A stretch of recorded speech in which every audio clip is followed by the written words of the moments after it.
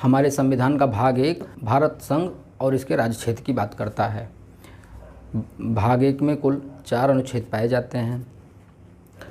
अनुच्छेद 1 संघ और इसके राज्य क्षेत्र के नाम के बारे में बात करता है, जो कहता है भारत अर्थात इंडिया राज्यों का एक संघ होगा। जो भारत का संघ है उसमें भारत के राज्य क्षेत्र, उसमें उपस्थित यूनियन टेरेटरीज़ और एक्वायर्ड टेरेटरीज़ को मिलाकर भारत का संघ बनता है। दूसरे अनुच्छेद के अनुसार भारत में नए राज्यों का प्रवेश, उनकी स्थापना के बारे में बात की जाती है। Establishment and admission of new states into the union, और जो प्रक्रिया है संसद के द्वारा विधि पूर्वक की जाएगी। अनुच्छेद 3 बात करता है नए राज्यों का निर्माण, उनके नामों में परिवर्तन, वर्तमान राज्यों की क्षेत्र सीमा परिवर्तन,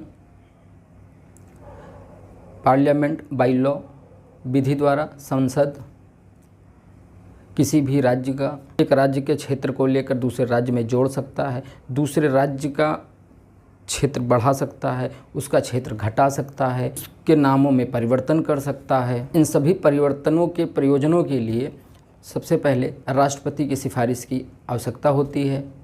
और अनुच्छेद 4 कहता है कि अनुच्छेद 2 और 3 में किए गए परिवर्तन संवैधानिक परिवर्तन नहीं माने जाएंगे और ये 368 के अधीन नहीं आएंगे।